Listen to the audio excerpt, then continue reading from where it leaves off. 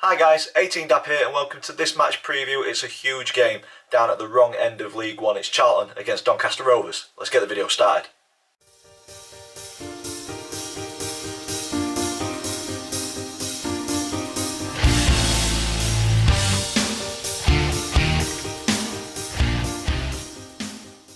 So guys, welcome to this one. As I say, a massive game down at the bottom end of League One. 23rd against 22nd. Charlton against Doncaster Rovers. Early 6-pointer in the league. But before we get started, if you're an existing subscriber, thank you for returning to the channel. Thank you for the support on the channel as well. It's been immense. We've just broken 2,300 subscribers, so thank you very much. If you're not one of those 2,300, please consider clicking subscribe and sticking around for more content this season. And if you are new to the channel, this video has brought you here and it's the first time here. This is the format that we go through match previews. We'll look at the previous meetings between the two clubs, current form across all competitions. I choose a Doncaster Rovers player to player profile, and then we have a brief look at the opponent history and my opinion on the one to watch for you guys. But as I always say, you know your club much better than what I do, so if you think I'm missing the spot, please let me know in the comments down below. And then we round the video off with 3 predictions. I give my predicted team lineup thanks to FanHub. Me and the family have got predictions league table, so there's an update on that. And then we finish the video off with the all-important score prediction at the very end. So without further ado, let's get into the previous meetings. Charlton and Donny, we've only faced off 17 times in our history. Rovers coming out on top 5 times. Charlton edging it with 9 wins out of the 17. And we've only shared the spoils on 3 occasions. And we take a look back at the previous 5 fixtures. Going back to 2019 in League One, it was a home draw 1-1. And then we faced off in the playoffs, and it was a great playoff semi-final. It still hurts a little bit, to be fair. A home 2-1 defeat late on there. Matty Blair popped up with a late consolation, which gave us hope for the second leg. And the second leg, probably the best game I've seen us play in a very long while. Beating Charlton at home 3-1, but ended the semi-final as a draw overall, and then the heartbreak of a penalty defeat in the playoffs. Charlton went on to win the playoffs that season, but then returned back down to League One in the 2020-2021 season, where we shared the spoils. An away win for the Rovers 3-1 and a home defeat 1-0. So Charlton got the better of us on our own patch that time, but we got the better of Charlton on theirs. So hopefully we can do the same on Saturday. Current form kind of leads towards that it's going to be a very tight encounter. Rovers 2 wins and a draw out of the last 5 with 2 defeats. Charlton 2 wins and 3 defeats. So very similar form coming into this one. Rovers, have we turned a corner? We will find out. Charlton, on the other hand, really poor start for them this campaign. A very good squad on paper. I expect them to be kind of up there, pushing for playoffs, and it's just not quite clicked for them at the start of the season, and that has led to Nigel Adkins being relieved of his duties as manager just before the last weekend. And because of that, Johnny Jackson was put in charge as caretaker manager, and he pulled off probably the surprise result of the weekend that weekend. Beating high-flying Sunderland, in-form Sunderland, at the stadium of like 1-0. So a fantastic result. New manager bounce. Can that new manager bounce continue into Saturday? I hope not. But with that new manager bounce, I think the home crowd will be behind them massively. So Charlton will be looking to press that home advantage and get the vital 3 points off Donny, who are placed below them. Massive game. Just an absolute massive game for both teams so early on in the season as well. But yeah, that home crowd could be the 12th man and could make the difference on Saturday. As I touched upon, I think Rovers have potentially turned a corner. Our home form is pretty good. All our points this season have come at home, and the last 2 home games are no different. They've returned 4 points, and that's a good return for me from 2 games. 4 points. If we can get that consistency going on throughout the season, we should pull ourselves out of danger. A good win on Saturday against Cheltenham.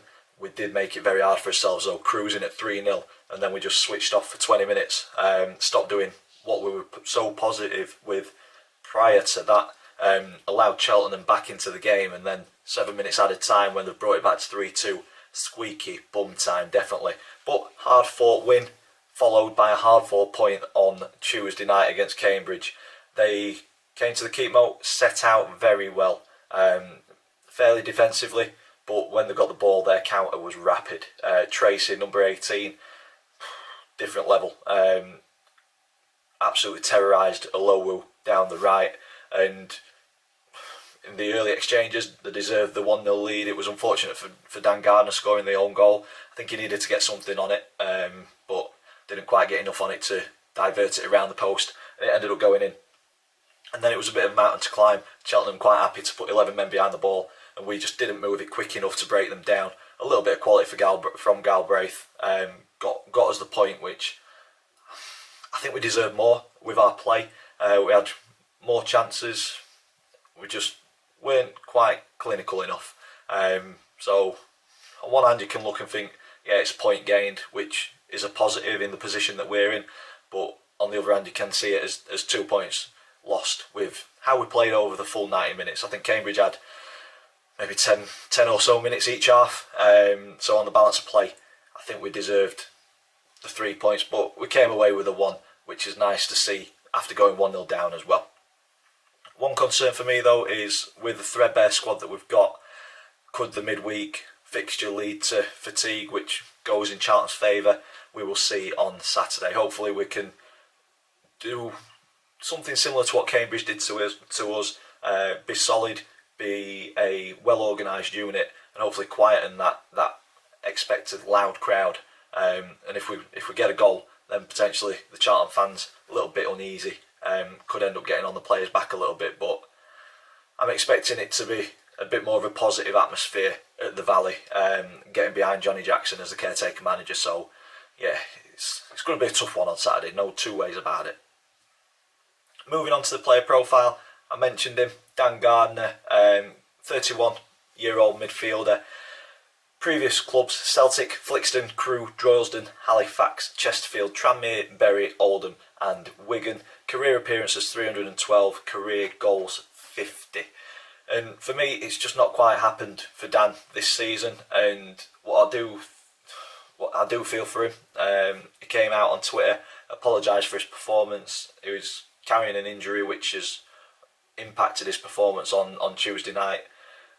Was he given the opportunity to show what he can do, and it's just not quite happened for him?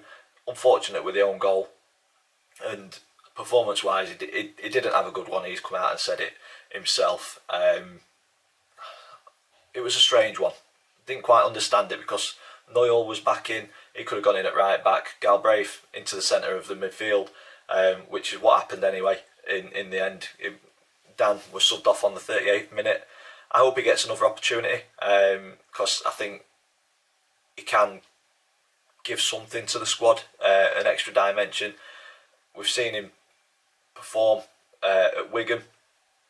He was a decent player there, so hopefully he can kind of find a bit of form and kind of shake off this injury and be a better player than what we've seen at the start of the season.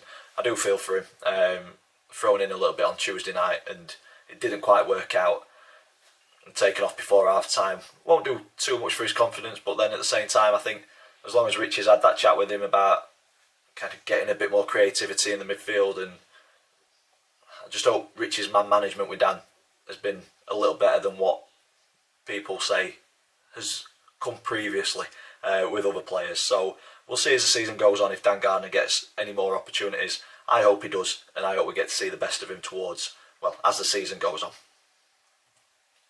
Moving on to the opponent, Charlton, founded in 1905. We've mentioned him already, currently managed by Johnny Jackson. 100% win record, not too shabby.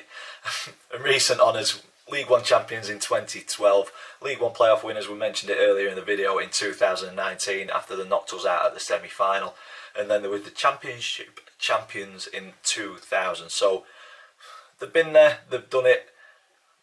Can Johnny turn it around and get them out of trouble this season? Will it go to somebody else? I'm sure if Johnny's getting the results and keeps on pulling them off, the job's his to lose at the minute. And if the players are playing for him and they're going in the right direction, why not give him the job? So it's one to watch over the next couple of weeks, going into the next couple of months. for me, the player to watch for Charlton on Saturday is their top scorer, Jayden Stockley. Fantastic player, and I think if he gets the opportunities against our defence at the minute, he could potentially bag 1 or 2 goals. We've not kept many clean sheets this season, and a big, strong striker like Stockley might play into our hands, to be fair, with Tom Anderson. Roshan Williams come under criticism about his ability in the air. I'd agree with that criticism from what I've seen. He does get beat quite a lot in the air, so Jayden could have a bit of joy if he gets partnered against Roshan. But against Tom Anderson, I'd back Tom to win that battle. But I think if we stop Jayden from getting any opportunities, we've got potential of getting something positive from this game, be that a draw or sneaking a win. But I think if Jayden's left unattended, we could be causing ourselves some problems there. So for me, the one to watch on Saturday is Jayden Stockley. Moving on to the predicted team lineup, this is thanks to FanHub. If you've not downloaded the app, please go ahead and do so. Plenty of features for you to get your teeth into. I'm currently 5th in the table of Doncaster Rovers fans, so I'm hoping that predicted team lineup and a few other bits and pieces will start to slowly pull me up that table. And my predicted team lineup for Saturday's game, I did this before a bit of injury news came out, so there is one change to what you're seeing on the screen. I'm going with Dahlberg in goal, a back 4 of Noyle, Anderson, Williams and Olowu at left back because Tommy Rowe's still out injured. Midfield 3 of Smith, Bostock and Galbraith. Bostock potentially 50-50, but Ben Close is definitely out, so number 8 Ben Close is out of that one. I will change that to Bostock. And then a front 3 of Vilka, Hiwula and Dodu up top on his own. Hopefully that's a starting 11 that will get us at least a point from Charlton. On to the Predictions League table. So Doncaster fans and the family were pretty positive going into Tuesday night's fixture against Cambridge. Everybody went for wins. We drew 1-1, so no change in the table. If you are new to this, the way that we do it, if we get the scoreline spot on, we get 3 points. If we get the outcome right but not the scoreline right, we get 1 point. If we get it completely wrong, we get no points. So everybody got it completely wrong. Nobody gets any points. The table stays the same. I'm on top on 10 points. Dad and Chris joint second on 8. Max, bottom on 7. Sure, it'll change over the next couple of weeks, so it's still very tight, just like the League One table is. And finally, that takes me on to my score prediction for this fixture. And as I've said, I think home advantage could be a contributing factor. I think our midweek fixture could be a contributing factor. We've still got injuries piling up, so it's going to be a very tough game. The new manager bounce, that's all in there. It's going to be tough to come away with anything from Charlton. I think after that result against Sunderland, they may be on a little bit of a crest of a wave. And how long that lasts, who knows. My score prediction would have been very different if Nigel Adkins was still in charge. I'd have been a little more confident in getting 3 points from Charlton, whereas now I'm not so confident. I'd take a draw, snap your hand off for a draw right now. As I said against Cambridge, probably not a must-win game, but it's definitely a must-not-lose game. We've got quite a lot of them over the next couple of weeks, but I think this one may be a defeat with all those contributing factors. I'm going with a 2-1 defeat. Hope I'm wrong. Really do hope I'm wrong. I hate predicting defeats, but I'll always predict with my head and not my heart. So 2-1 defeat on Saturday for me. And that's where I'm going to leave this video. If you've enjoyed it, big thumbs up on it for us, please. Comment in the section down below. Subscribe if you haven't already. I can't make this game, so there will be no match day vlog, but please join us on the channel on Sunday where we do the League One review show. There'll be me, Punk Chef, and I will try and get Tyler, a Charlton vlogger, on so that he can give us an overview of what happened on Saturday. And all that's left for me to say is thank you for watching, and I will see you in the next one.